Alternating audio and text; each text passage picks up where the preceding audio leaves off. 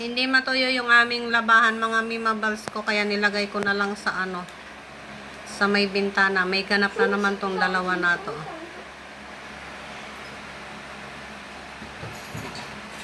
Ayan, kikita niyo yan? Oh, eto may gawa niyan. Oh.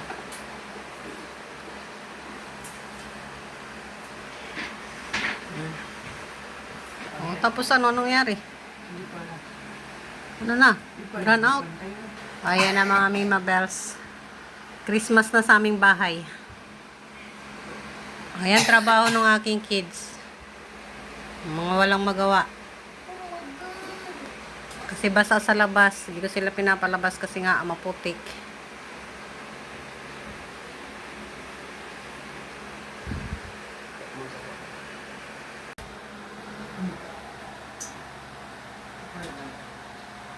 Na? Ba't walang ano yung... Hindi yan nagalaw? Oh. Diba Christmas na sa amin? Oh. Merry Christmas.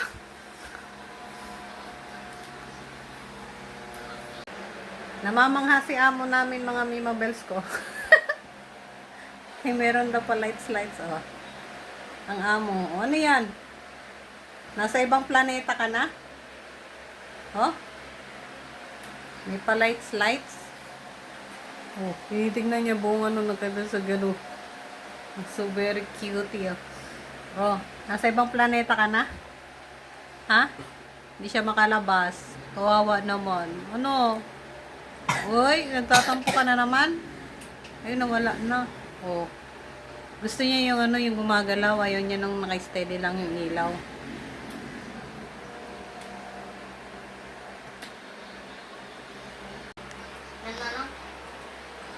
Ayan ang mga Mima Bells, Christmas na sa aming bahay na may sampayan.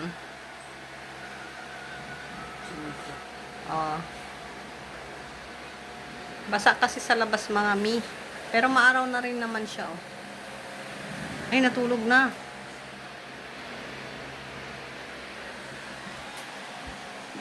Bukas mo pa yung plane.